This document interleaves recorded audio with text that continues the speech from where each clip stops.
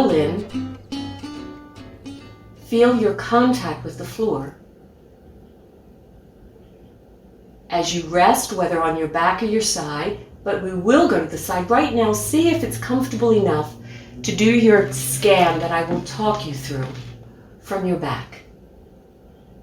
This is where we'll return to rest unless you feel you need to rest in another orientation, whether your legs are long or your feet are standing, knees bent, and the soles of the feet come to the floor near your pelvis. This is we'll call it a neutral position, where we can come back and begin to discern if something in our contact with the floor is changing. So as you are exploring you right now, coming into you, getting to know yourself a little easier, a little better, feel the contact you make with the floor. Those three spheres, the pelvis, your rib basket, and your head. Bring your attention to how they're resting on the floor. Are they? Or is there a considerable amount of weight in one of those three spheres more than the other one or two? If you had to guess, which sphere, pelvic bowl, rib basket, or my head, which one to you in this moment feels, or do they feel pretty symmetrical, pretty even? And now your spine interconnects all three spheres. Maybe begin from the very bottom where you think or believe your tailbone is, which connects to the sacral bone. The two lowest lumbars are housed within the pelvic bowl. Now in Feldenkrais we often say, well, it depends. Because if you can look at some anatomy, it will say for women that L4 lumbar is rising above the pelvic bowl. But for men, it really is within that, I call it the elephant ears, if you were drawing a line across, a horizontal line across. So it depends. But notice where your lower lumbar vertebra, they're actually confusing as to where. Are they separate from the pelvic bowl? Are they within it? And how to feel them. We feel our lumbars, the lower back, the small of our back, often when there's discomfort. And then, where do the thoracic vertebra begin? And often we can discern them because, there are ribs on each side. So notice if your ribs, one side, are leaning or depressing a little bit more into the floor than the other. Shoulder blades. And between those two shoulder blades, what about the area between ribs and your spine? Notice where you make contact and where you're lifted away from the floor. And the question often is in the beginning of a lesson, is the sensations of our contact, are they clearly, that's the shape of my spine with its curves? Or is there still some muscular effort in those back erector or extensor muscles that are still activated? I haven't figured out how to let go yet. And through resting, returning to your back as often as you need. Don't wait for permission. It's not Mother May I. You get a sense, I'm going to pause, I'm going to rest on my back. You notice what's different.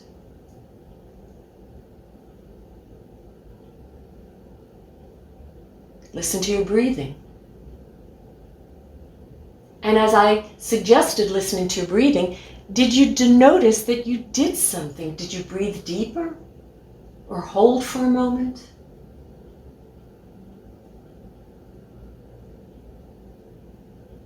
This is the place that I call neutral, finding neutral. where your nervous system can finally say, you know, I'm lying down. I can rest.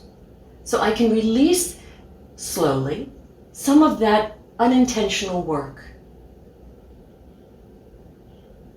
Now, to tap into a little bit of what a translation is, because translations can happen all over the place, I'm going to ask you slowly to create this movement. Slow. And whether your legs are long, or you have softened your knees to bend and drawn your feet up near your pelvis to stand, whatever you're doing, please seek to have your legs, your feet, ballpark hip, shoulder width apart.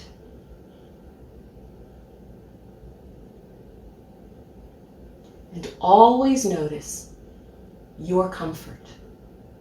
How close are your feet to the pelvic bowl? How far away?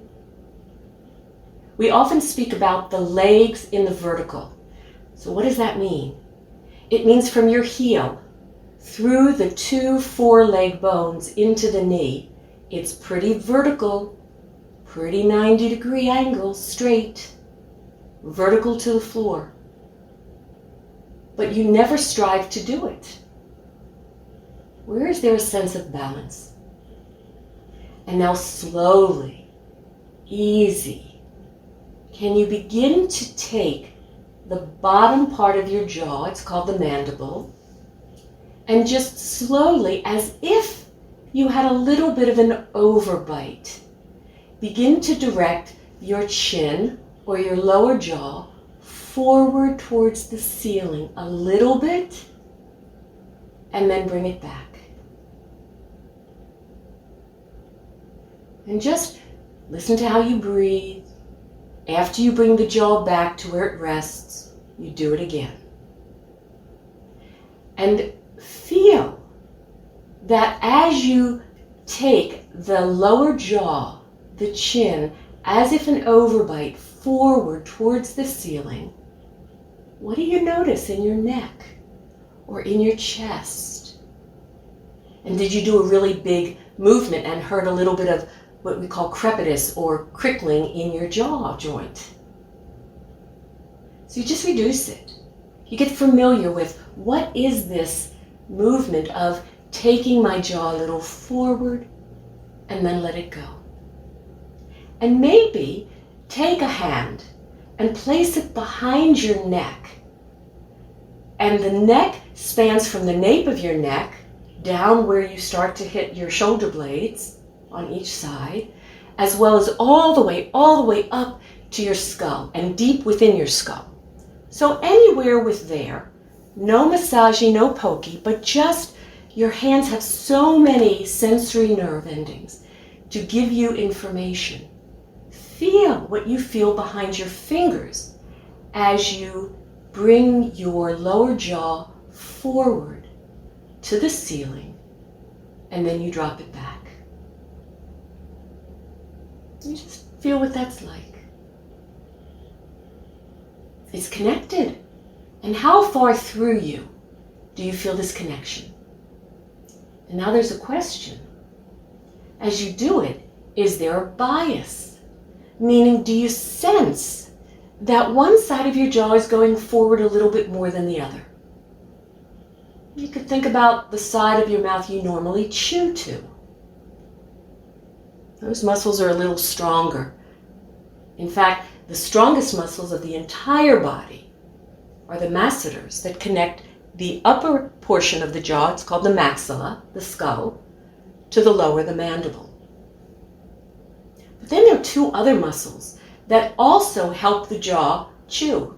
They're called pterygoids. And they're on a diagonal also from the maxilla to the mandible. So now very slowly, as you bring your jaw forward towards the ceiling, leave it there, and then begin to take your jaw a little to one side and bring it back to the neutral. Lower the jaw back to its normal positioning. Which side did you go to? You do it again.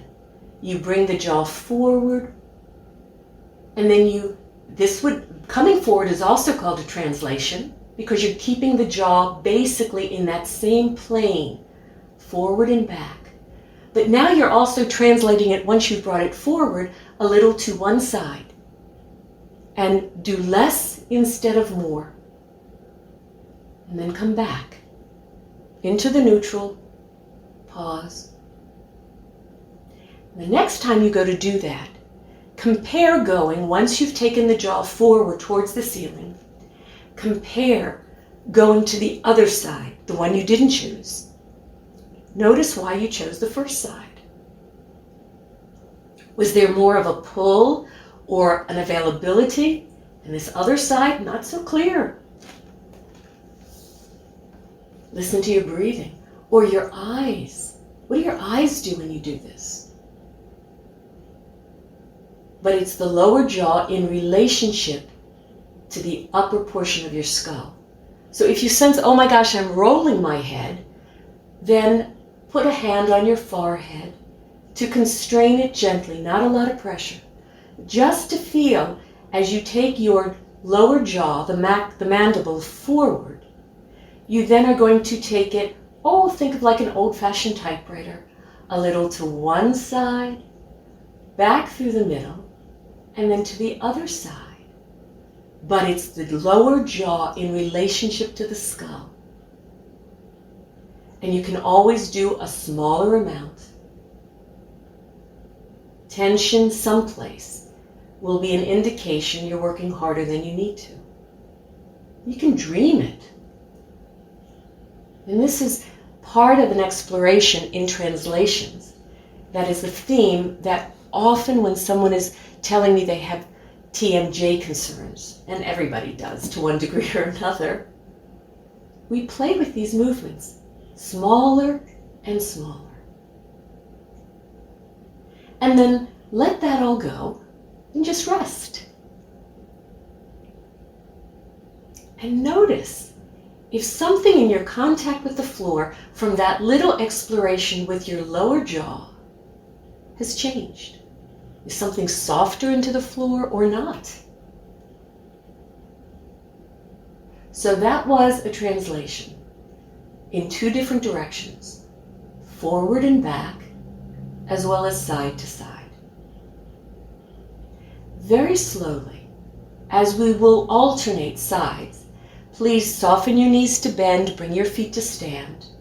Think about, could you roll versus scooch and push? Maybe you have to scooch and push because you're on a narrower surface and you don't want to roll off of your surface. Please orient yourself to come lie on your right side. When you get to your right side, if it is comfortable enough to use your right arm long as a head support, please do so. If that is not comfortable, please get some head support so that the sensation that your head, neck, and spine are aligned. Not straight like a rod through your spine, but just there. And if it is not comfortable to have the arm long, but you can have it a little bit bent, well, okay. It's a modification, but okay. And then you bend your hips and knees 90 degrees. And you've made right angles. Your thighs become a lap. They are a horizontal plane in relationship to your spine that is a vertical plane. Your hip joints are at a 90-degree bend. And you also have your knees, the joint of the knee is bent at 90 degrees so that the foreleg rests below the knee and the foot, the heel, rests underneath the knee also. It's a 90 degree. For those that feel, goodness, I want to put a little soft support between my knees, you're welcome to do that. Whether it's a pillow or a towel, or just make sure it's not so big that you feel it's distorting the relationship of your legs to your hip joints. And that you're really on your side as best as possible. Now take a moment here to feel your contact with the floor. Gravity is our friend. And because you've changed your relationship in gravity, feel how gravity is allowing the right side to lean and rest more into the floor, while the left side towards the ceiling has become a little bit of a curve. I like to think of an accordion.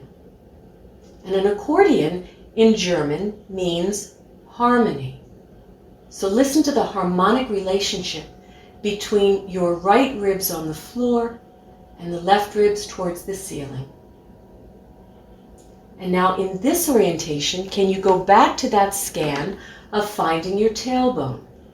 And then your sacral bone that builds the top. And then there are the lumbar vertebrae that lead into the thoracic vertebrae. All the way up your neck spine, the cervical vertebra, into your skull. And often, each one of us can have what we call the whiteouts or the blackouts of feeling ourselves there. Very slowly, can you find your sacral bone? It's a fused bone from birth, but it's more gelatinous at birth. It takes till probably our early 20s till it really fuses to become more solidified as bone, full bone. For most women, it's about 4 fused vertebrae. Some, it's 5. See, everything, it depends. And slowly, with this idea of your sacral bone, a very small movement, could you roll your sacral bone back behind you as if you wanted to ever so gently lean it up against, let's say your dog or your kitten, your cat was resting just behind you. You were just going to hug into them a little bit with your sacral bone, and then you let go. It's a small movement. You do it not as reps and sets, but as an exploration to really feel, can I connect to my sacral bone? Because that sacral bone is connected to the tailbone below and the lumbar vertebra and the whole chain of your spine above. So you do it small because your intention is really just to initiate from the sacral bone, and you let go. But you're listening to the flow that travels below and above of movement, not inhibiting it. Don't do it, but notice the minute you begin to think to take your sacral bone back, can you feel that your tailbone curls up a little bit, as if it was curling in between your legs? And your abdominals are doing a small, subtle contraction, appropriate for the function. I encourage you not to help and aid your abdominals to work, because your abdominals, other than the rectus abdominis, the most superficial, go 360 degrees around you. And so when we work diligently to pull our abdominals in, we are tensing and contracting the back portion of those obliques and transverse abdominals. Just what is the natural amount that your nervous system knows? And then begin to trail up one vertebra at a time. That you want to take now L5, wherever you think it is. And you want to now ask L5 to initiate sending it back a little bit. But do it small. Approximately 1.5 inches apart, each vertebra build stacks one on top of the other. But there are very, very deep, I call them prehistoric almost, paraspinal muscles that attach vertebra to vertebra in one way or another.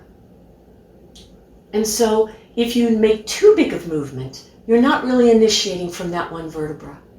You're doing so little just to feel the link, because there will be a come along, a passive relationship of conjoining. And continue to trail up your spine one vertebra at a time. Each vertebra approximately 1.5 inches apart. You're an approximation. You're seeking to find you, and it's a ballpark. So let go of absolutely perfectively getting it. You're just playing as if you were a little baby in your crib, finding you. And when you tire of this, you rest. Then you come back. Maybe you continue to build further up your spine. Maybe you decide, no, I'm going to return and go back.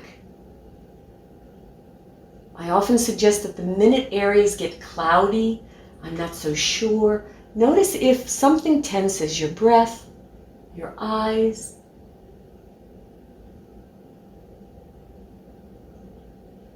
And just notice that if you were lying on a canvas and you had body paint on, what would that subtle little shift, movement, cause of that paint that would smear itself on your canvas, your mat?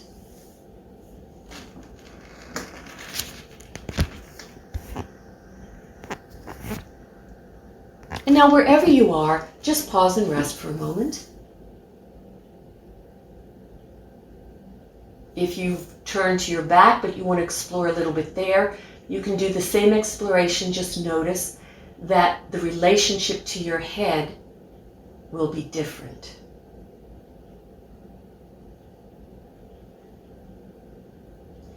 And I see many people rolling to their back, so everybody roll to your back and just pause for a moment on your back to discern, once you just rest, from that little exploration, what do I notice? Maybe it's in your breath. Maybe it's in the contact. Maybe you don't know yet, and it's okay, because it takes time to attune how to listen. And yes, we are listening for ease, comfort, something shifting for the better. Very slowly, roll to your left side and configure yourself in that same formation. But we're different, so as we are different from side to side, notice if the left arm is more available or less available to elongate to be the pillow for your head, or you prefer head support. Again, you draw your hips and knees to 90 degrees. And now, whether you were or weren't before, see if it's possible to rest your right hand in a push-up position in front of you. And very slowly, go back to that exploration, finding first your spine, then your sacral bone. It's the same exploration, but you're on a different side. But I'm going to add something in. If it's too much, don't. Remember that movement you did when you were on your back in the beginning, where I asked you to, just as if you had an overbite, your jaw a little forward? So now every time you're going to take either your sacrum a little back, or you're trailing up your spine one vertebra at a time, at the same time, the same amount, could you take your jaw forward? Forward would be to the wall in front of you, to the left, as you take your sacral bone back, and then both release. You do that a couple of times. Does that seem congruent?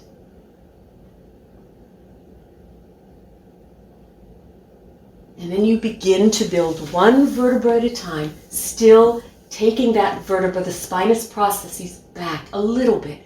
But now you're coupling it with taking your jaw forward an equal amount. You're looking, is it possible that I could do it simultaneous?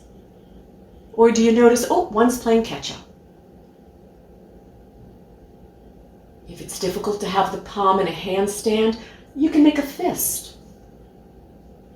But notice, does that right hand then create an anchor from which the rest of you can pivot and move a little bit in relationship? And listen to how you breathe.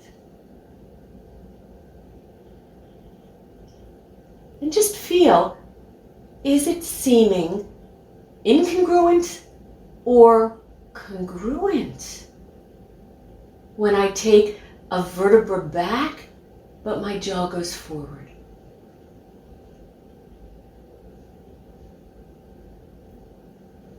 And how far up your spine you go how far down.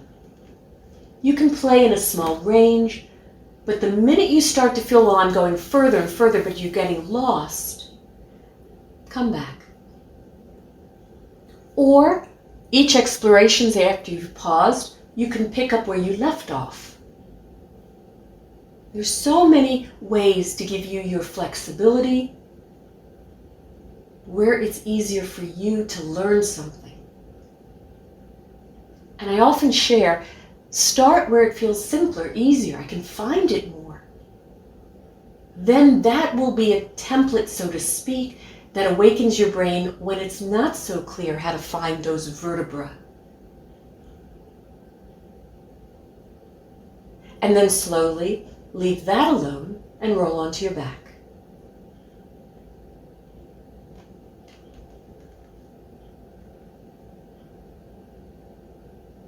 Notice your contact, your breathing.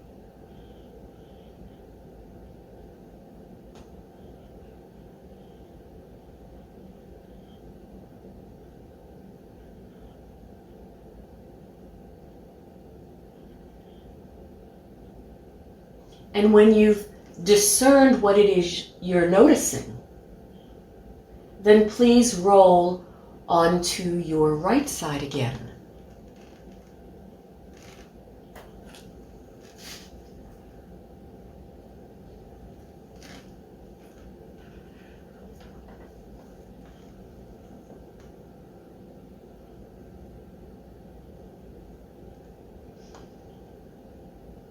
Now very slowly, you're going to trail up again as you did, but we're going to change it a little bit. So I'm going to give the change. You're going to start again, find your sacrum, and you're going to take that sacrum a little back. If what you'd like to do is couple the jaw going a little forward, you can do that. But the next time after you do it once or twice, if you've added in the jaw on this side, then I'm going to ask you, once you come back to the neutral, could you take your sacrum a little forward? So that now you're going to make a little bit of a gesture. It's still a translational movement of going a little forward and then a little back.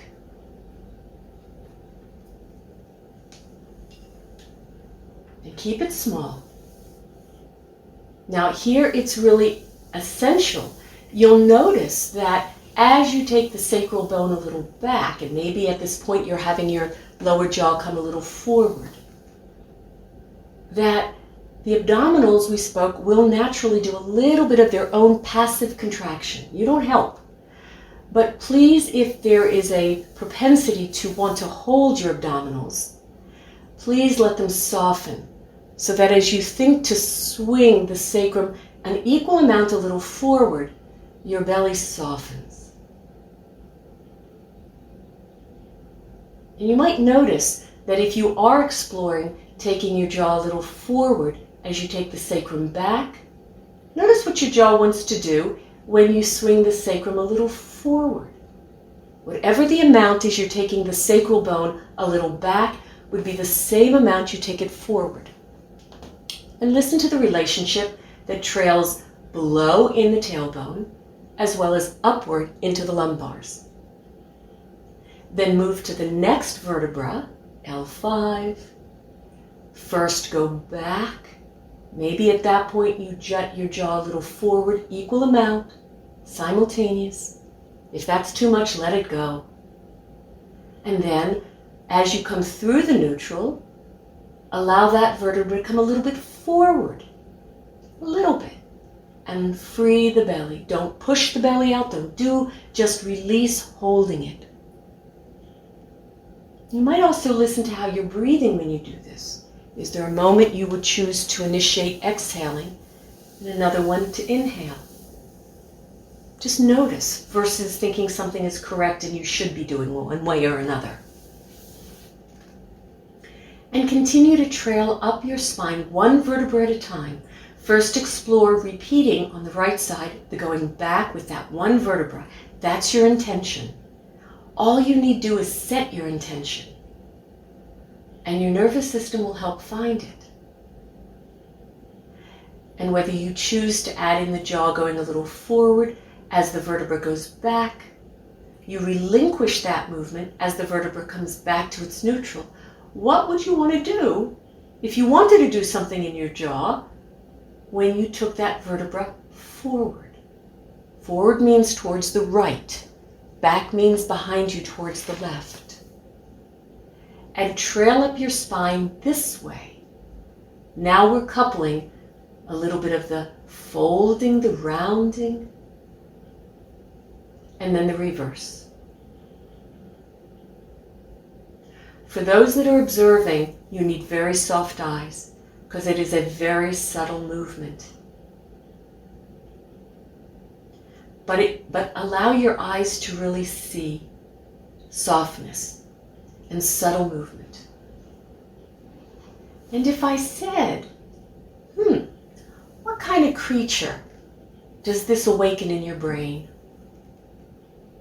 There are many creatures like that. We were one of those creatures once. Maybe we were in utero at first. And just feel there's a little bit, maybe if I say it, some of you are going, oh, that's what I'm feeling. Maybe some of you are going, no, what? A little wave. As if I took a stone and I threw it into the pond, there's a rippling effect. I don't have to create that ripple. It just happens as a passive response to movement, unless we are constraining or holding or resisting. And again, you could get the image of your body in paint. And you're on a canvas. If someone levitated you off of this canvas, what would be underneath that you'd see? The image of this exploration.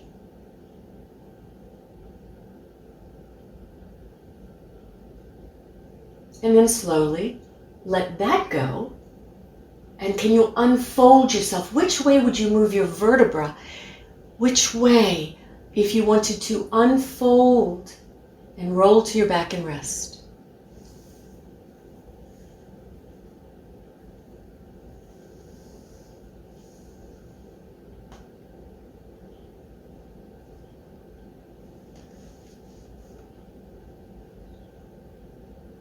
Notice your contact.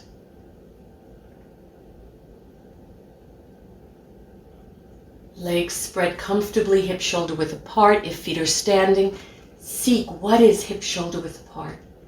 Again, it depends. Are you thinking of the actual highest point of the hip joint, where the ball of the femur sits at the highest point? Are you thinking of your sitting bones? Or are you thinking of the outside of your hip joint, which we call the grand or the greater trochanter? There's a bony protuberance at the very top of your thigh before it comes into the pelvic bowl. That's the outside of your hip joint. You want to be in the ballpark. And there's a feeling of less work or effort in your legs, your inner thigh adductor muscles, your belly, your lower back. And you rest.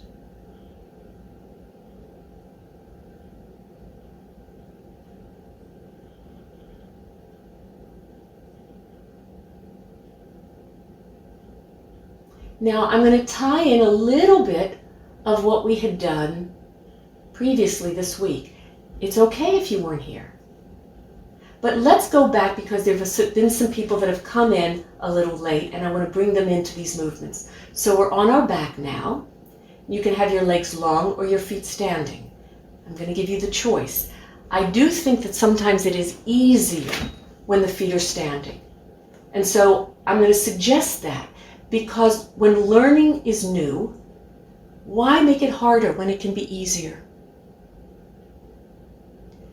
Slowly go back to the movement where you were taking your jaw, the lower portion of your jaw, lightly a little forward and then drop it back. A little forward and drop it back. Notice the relationship that has all the way down your spine. What do you notice? Does something happen in your chest, your sternum, the back of your neck, your shoulder blades? And then the next time you do that where your jaw is a little jutted forward comfortably, keep it there, and then very slowly translate your jaw a little to one side, back through the middle, and to the other. But the jaw is as if you have a little bit of an overbite. You keep it a little bit forward, and then you translate it. Do small, because if you do it really big, you'll feel your jaw, which may not feel so comfortable for some. You might hear some what's called crepitus, or a little bit of the deterioration will all develop sooner or later in that joint. And you'll tense. When you notice there's one side that goes faster or does more than the other, reduce it to match the other side where it's just simple, easy.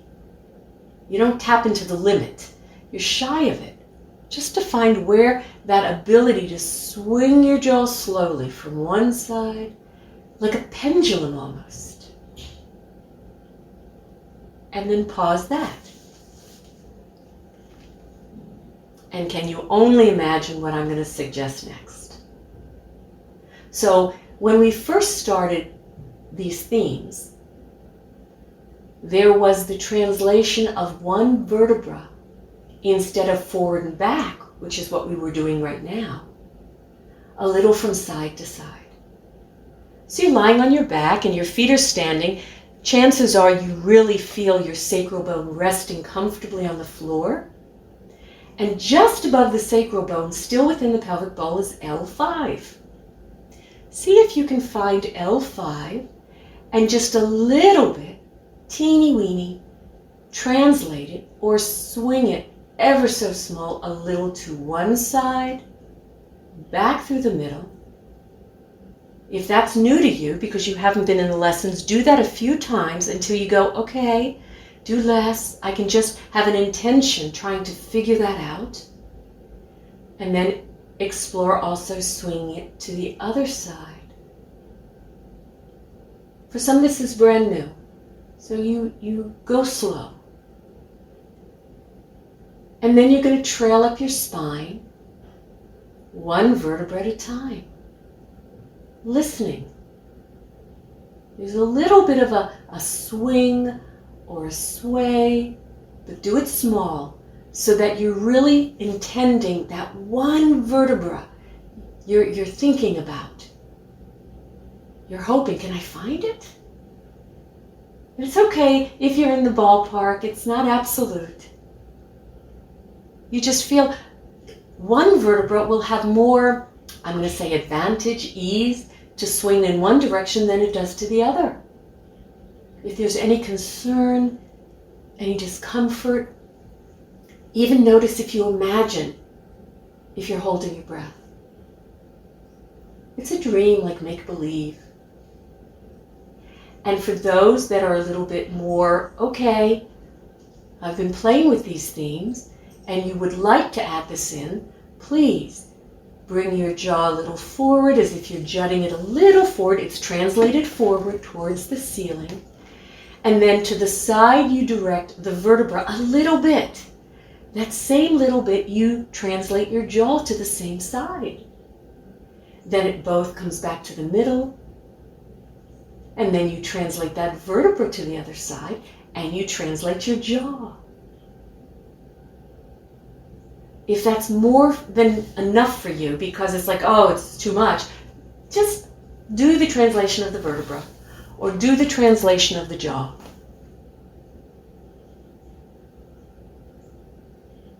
These lessons will come out on my archives. You'll have time to revisit it. And begin your journey up, one vertebra at a time. You don't have to do the jaws translation with that vertebra if you don't want. Every once in a while you can bring that in. Just keep it really easy. It's just a dream. You're having a dream of this this movement that's starting to move through you. It's nice. Could you allow it to be nice? What would the thoughts you'd need to have about allowing it to be nice, easy? How often do you rest? Maybe you do 1 or 2.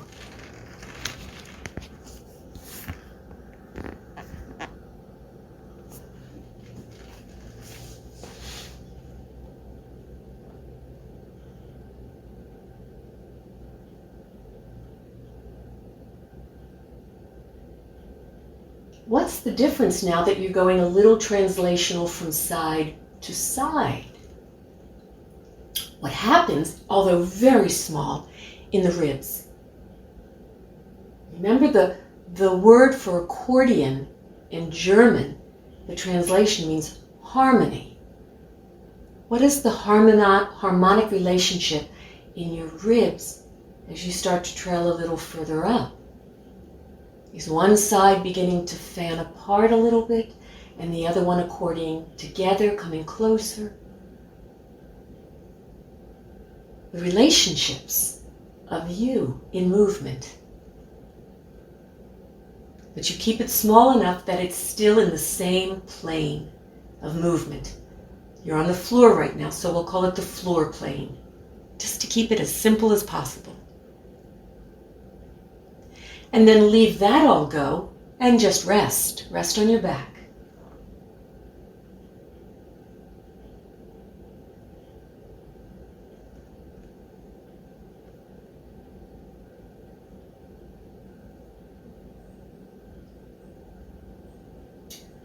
Notice your contact.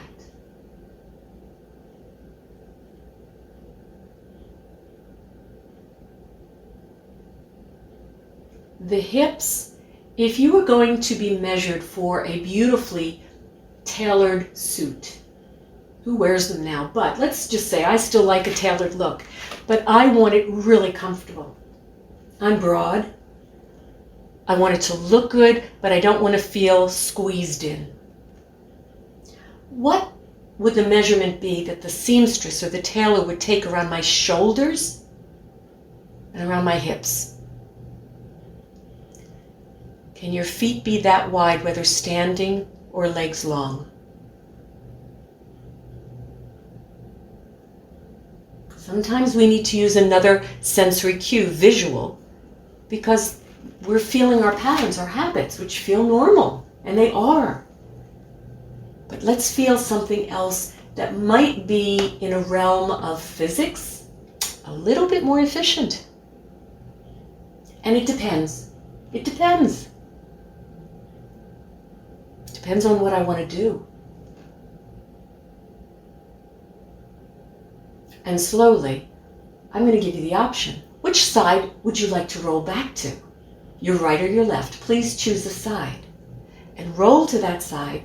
Bring your knees, hips 90 degrees, bottom arm, either the pillow to rest your head on, or use head support.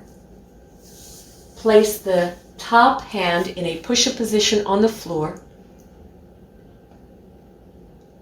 And now, let's go back to that movement where you're going to start from the sacrum. You're going to gently allow it to go a little back. Back would be the wall behind you. Forward would be the wall in front of you. And begin to create this movement that waves as a translation. So it's small, but it's going to begin to develop and grow through you. And begin to notice, what do your eyes do? So every time you take the sacral bone or the vertebra back, could your eyes look down as if your knees wanted to come a little closer towards you? And every time you take that vertebra forward, could your eyes, the same amount, want to look up toward your hairline? So that these three spheres, your pelvic bowl, your rib basket, and your head, interconnected by the spine through which you are making these gentle translational movements now forward and back, begin to wave and ripple through you as if, what kind of creatures do this movement? Dolphins? Whales? Fish? These creatures have no arms or legs, and yet how do they pulsate and undulate themselves through water? How did we do this in our mother's womb? And every time you move, allow your eyes and your head and your spine, maybe your knees, shift ever so gently with the amount that you're creating this movement, whether forward or back, as if there is a dance, a beautiful rhythm, beautiful sounds of you shifting, translating with an intention of this vertebra and then that vertebra. Forward, back. Then do you step up one vertebra? Like I joked in one of the other lessons, hooks and ladders. I always think of children games. How did you get to the next vertebra? Did you just jump up there? Or did you spiral as if it was like a little bit of a slinky? You got up to that next vertebra. Did you start back or forward? You do that sway and then you trail again.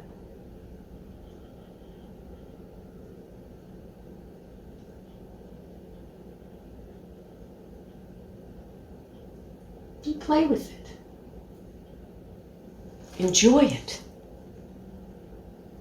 And then let that go.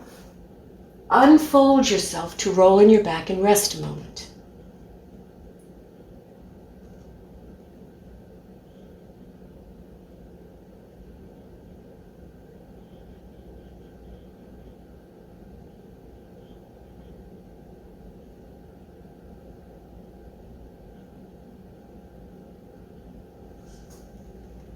Notice your contact. Folding and unfolding in a translational pattern. Translation is small. Think of the different cultures where they dance. In Thailand, that's one country that's known for it. In many different Ayurvedic countries, they dance like that too. Small. And now very slowly on your back. On your back. Different orientation, relationship to the head is different. Could you find the same movement of forward and back, back and forward of each vertebra one at a time? Maybe start the sacrum. Gently lean or hug the sacrum back into the floor. And then as it comes away from that through your neutral, free your belly and think that that is being lifted a little bit forward towards the ceiling. Then as you swing back, maybe find L5, still within the pelvic bowl. Lean that back into the floor gently. And then let go of that, let it come to the neutral and swing it forward. Forward is towards your ceiling. Then swing back and you're looking for L4. And you just continue that movement forward and back. It's an undulation. Listen to how you breathe, your eyes, because now your head is in a different relationship. Notice what your head, your neck wants to do when you take the vertebra back into the floor and then you free it and then you let it come forward towards the ceiling. Your head will do something different than when you were lying on your side. Just allow, let, notice versus control to do something. Every time a vertebra goes back into the floor in this orientation, your head will rock back a little bit, so that as the lumbars lengthen and flatten, the curve of your neck arcs a little bit, lifts a little bit. Then you just play up and down your spine here.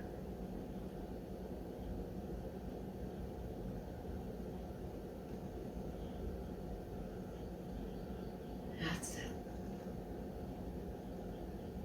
And then you pause from that a moment. Listen to your breathing. And then just do one round with curiosity. Start where you'd like, but instead of going the forward and back translation, do the little bit of the side to side. It's just a little bit of a shift, but your intention is the spine, that one vertebra. It's going to be a tiny movement. But can you feel that wave traveling through you? And if your legs are long and you're exploring, wonderful. Then what if you, with legs long, brought your feet to stand? And if your feet are standing, what if you lengthened your legs long and compared what's different? It's not right or wrong, differences. And we'll have our preferences. One might be simpler or easier for someone compared to another. And then I say, be curious, what's the difference? There are wonderful options. What for you feels the simplest, the easiest, especially when we're learning how to find something that's so subtle, so deep within us that most are so unaware until there's pain, which means we've been compensating, working too hard, too long, and that's why it already finally got our attention, because there's so much irritation. And then wherever you are in that exploration, leave it all go and just rest.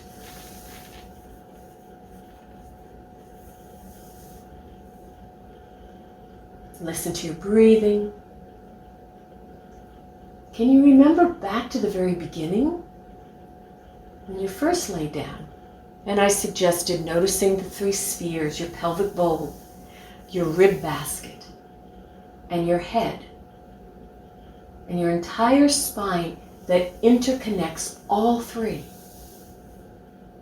Does anything feel longer, softer, more spacious, thicker, thinner, wider, fuller? These are some things to say, I didn't think about that. What are you thinking about? What does it feel like for you? And slowly now, we're not done.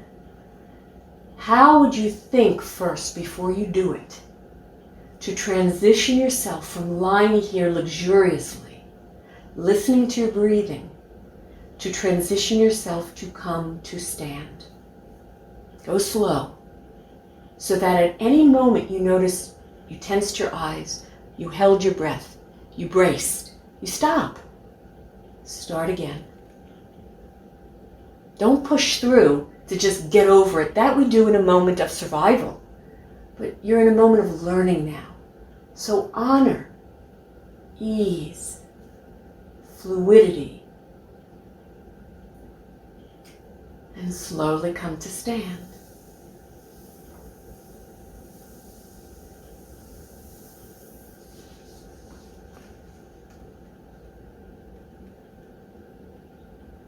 Yeah, luxuriate.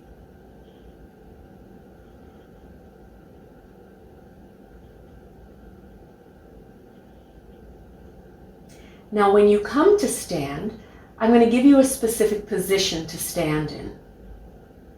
So let your legs be comfortably wide. Don't be a sumo wrestler. but do not have a stance like you're going to walk down the catwalk or you're on the edge of the diving board to jump. You want to have the considerable width like the grand trochanter, the outside of your hip joints, with which to have your feet. So you're a little bit more stable, okay?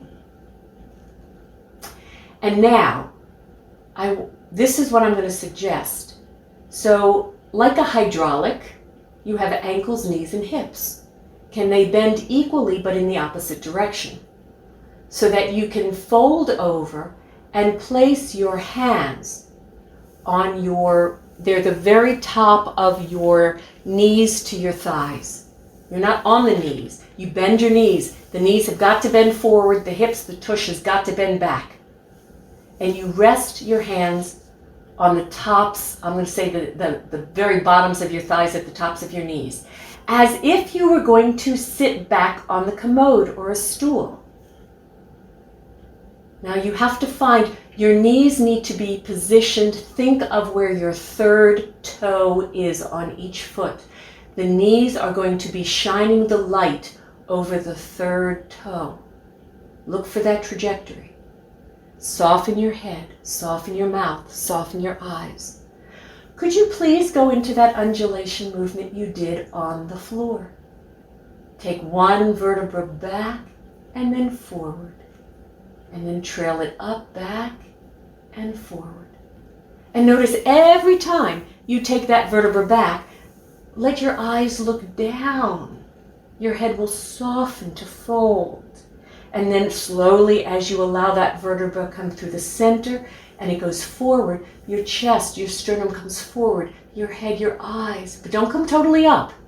You always stay in this position if you can explore. And find that wave of movement.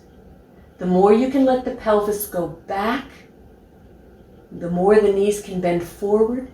Maybe you need to separate your knees even wider, your feet even wider for you.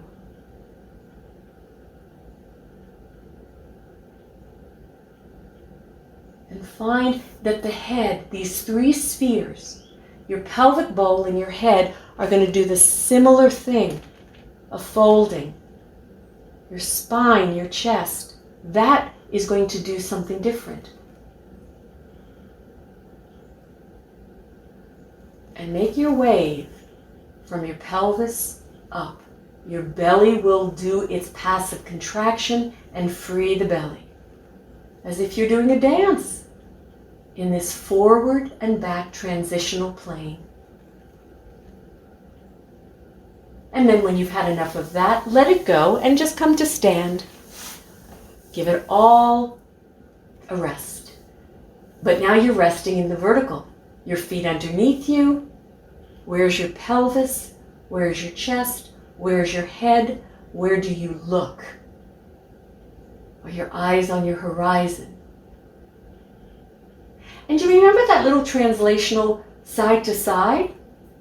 Well, how would you put the forward and back and the side to side together? Don't even think about it. Just start to walk and think a little bit of the beauty, since we're all women here today, of Gina Lollobrigida, Sophia Loren, Marilyn Monroe, Rita Hayworth, Lana Turner, Ginger Rogers. You see, I'm evoking a certain generation where that sensuality was expressed without it being anything bad. And notice that you're moving your spine in these different planes with a little bit of a translation.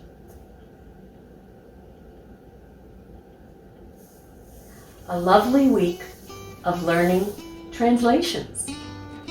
And I hope nothing was lost in translation. It's something you continue to be curious about.